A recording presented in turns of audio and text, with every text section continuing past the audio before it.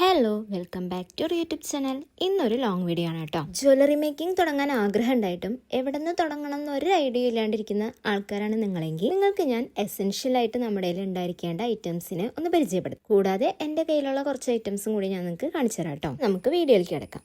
First തന്നെ ഞാൻ നിങ്ങൾക്ക് ടൂൾസ് കാണിച്ചു തരാം. ഈ ടൂൾസ് ഒന്നും ഇല്ലെങ്കിലും നിങ്ങൾക്ക് എല്ലാം ചെയ്യാൻ പറ്റും, പക്ഷേ ഒരു പെർഫെക്ഷൻ ഉണ്ടാവില്ല. സോ ഈ ടൂൾസ് നിങ്ങളുടെ കയ്യിൽ എന്തായാലും മസ്റ്റായിട്ട് ഉണ്ടായിരിക്കണം. ഫസ്റ്റ് വൺ ഇതാണ്. ഇത് സിസേഴ്സ് ആണ്.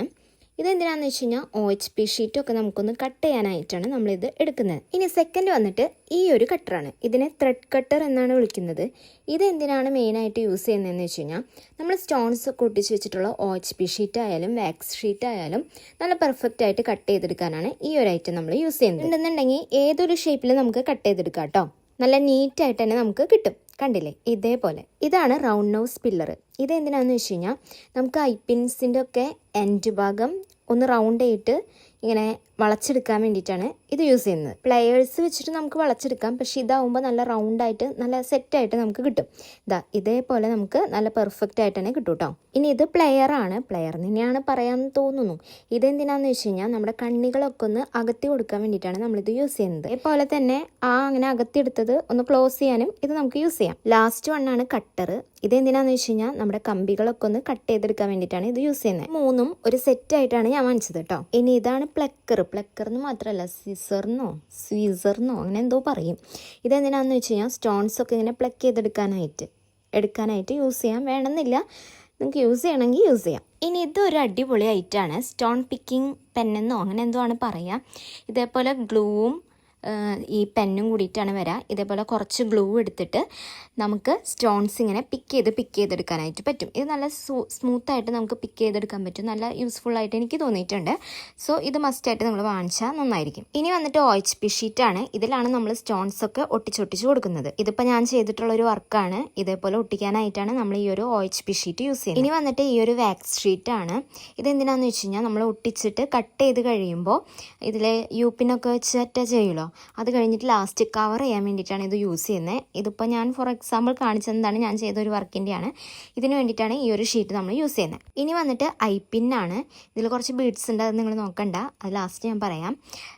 ഐപ്പിന്നാണ്. ഇതാണ് ഐപ്പിൻ എന്ന് പറയുന്ന ഐറ്റം. ഇത് എന്തിനാണെന്ന് വെച്ച് കഴിഞ്ഞാൽ നമുക്ക് ബീഡ്സ് കോർത്തിടാനും അതിൻ്റെ ഉള്ളിൽ ആ കണ്ണി അകത്തിയിട്ട് നമുക്ക് കുങ്കുരു ബീഡ്സ് ഒക്കെ ഇടാൻ വേണ്ടിയിട്ട് നമ്മൾ യൂസ് ചെയ്യുന്നതാണ്. നെക്സ്റ്റ് വന്നിട്ട് ഹെഡ് പിന്നാണ്. ഇതും നമുക്ക് ബീഡ്സ് ഇങ്ങനെ ഇടാൻ വേണ്ടിയിട്ടാണ് യൂസ് ചെയ്യുന്നത്. ചുംകാസ് ഉണ്ടാക്കുമ്പോഴും നമ്മൾ ഈ ഒരു ഹെഡ് പിന്ന് യൂസ് ചെയ്യും കേട്ടോ. ഇനി വന്നിട്ടുള്ളത് സ്റ്റഡ് ബേസും അതിൻ്റെ റബ്ബർ ക്യാപ്പും ആണ്. ഇതും നമുക്ക് മസ്റ്റായിട്ട് ഒരു ഇയറിംഗ് ഉണ്ടാക്കുന്ന ആളുടെ ഉണ്ടായിരിക്കേണ്ട ഒരു ഐറ്റം തന്നെയാണ് കേട്ടോ. ഇതിൻ്റെ പല സൈസിൽ നമുക്ക് അവൈലബിൾ ആയിട്ട് കിട്ടും. നെക്സ്റ്റ് വന്നിട്ട് ജംറിംഗ് ആണ്. ഇതിലും നമ്മൾ ബീഡ്സ് ഒക്കെ ഇടാൻ വേണ്ടിയിട്ടാണ് കൂടുതലും യൂസ് ചെയ്യുന്നത്. ഇതേപോലെ ഒന്ന് അകത്തി കൊടുത്തിട്ട് നമുക്ക് അതിൻ്റെ ഉള്ളിലേക്ക് ബീഡ്സും കാര്യങ്ങളൊക്കെ ഇട്ട് കൊടുക്കാം. അടുത്തത് വന്നിട്ട് ഹാങ് ചെയ്തിടാൻ പറ്റുന്ന ഹുക്കാണ്. ഇത് വെച്ചിട്ട് ഉണ്ടാക്കിയ ഒരു കമ്മൽ ഞാൻ കാണിച്ചു തരാം. ഇതേപോലെയുള്ള കമ്മലുകളൊക്കെ നമുക്ക് ഇത് വെച്ചിട്ട് ഉണ്ടാക്കാം കേട്ടോ. ഇനി മാലയൊക്കെ ഉണ്ടാക്കുമ്പോൾ ഇടാനായിട്ടുള്ള ഹുക്കാണിത്. ഇതിനെ ഫിഷ് ലോക്ക് എന്ന് പറയും. പിന്നെ ലോക്ക് വേണമെങ്കിലും നിങ്ങൾക്ക് എടുക്കാം. എൻ്റെ കയ്യിലുള്ളത് ഇപ്പോൾ ഇതാണ് കേട്ടോ. ഇനി ഈ ഒരു ഐറ്റമാണ്. ഇതിൻ്റെ രണ്ട് ഭാഗത്തും ഒരു മുത്ത് പോലെ ഉണ്ടാവും. ഇതിനെന്താ പേരെന്ന് എനിക്കറിയില്ല. ഇത് നമുക്ക് ബീഡ്സ് ഇടാൻ വേണ്ടിയിട്ടാണ് നമ്മൾ യൂസ് ചെയ്യുന്നത്. ഇപ്പോൾ ഞാൻ ഫോർ എക്സാമ്പിൾ കാണിച്ചു തരാം. കണ്ടില്ലേ, ഇതേപോലെ ബീഡ്സ് ഇടാൻ വേണ്ടിയിട്ടാണ് യൂസ് ചെയ്യുന്നത്.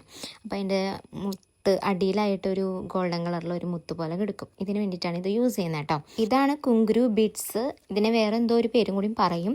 ഇത് വെച്ചിട്ട് ഞാൻ കുറേ കമ്മലുകൾ ഉണ്ടാക്കിയിട്ടുണ്ട്. എന്നാലും ഈ ഒരു പച്ച കമ്മൽ അത്യാവശ്യം വൈറലായിട്ടുള്ള ഒരു കമ്മലാണ് എൻ്റെ ചാനലിൽ. സോ ഇതിന് വേണ്ടിയിട്ടൊക്കെയാണ് ഈ ഒരു കുങ്കുരു ബീഡ്സ് നമ്മൾ യൂസ് ചെയ്യുന്നത് കേട്ടോ. ഇനി എൻ്റെ കയ്യിലുള്ള 2 സ്റ്റോൺ ചെയിൻസ് ആണ് ഞാൻ കാണിച്ചിരുന്നത്. ഒന്ന് ഈ ഒരു ടൈപ്പും ഒന്ന് ഈ ഒരു ഗോൾഡൻ ടൈപ്പും ആണ്. ഇനി ഇതാണ് സർദോസി. ഇത് വെച്ചിട്ട് ഞാൻ ഉണ്ടാക്കിയൊരു കമ്മൽ കാണിച്ചു തരാം. മാലകളൊക്കെ ഉണ്ടാക്കാനായാലും നമുക്കിത് യൂസ് ചെയ്യാം കേട്ടോ.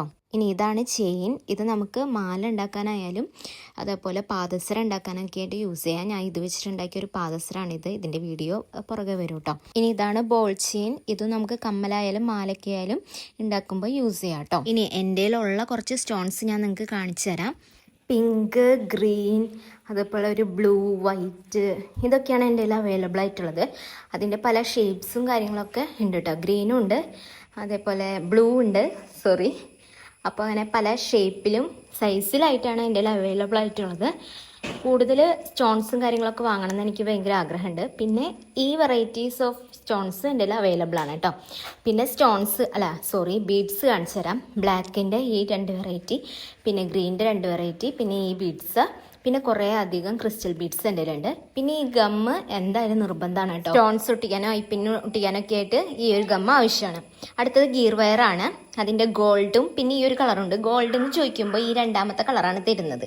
എന്നിട്ട് ഞാൻ വീണ്ടും എടുത്ത് ചോദിച്ചിട്ടാണ് ഈ ഒരു ഗോൾഡ് കളർ കിട്ടിയത്. അപ്പോൾ ഈ ഗിയർ വയർ ഉണ്ട്. ഗിയർ വയർ വാങ്ങുമ്പോൾ എന്തായാലും ഗിയർ ലോക്കും കൂടി വാങ്ങിയേക്കാം. പിന്നെ എൻ്റെ കയ്യിൽ വൈറ്റ് പേൾസ് ഉണ്ട്.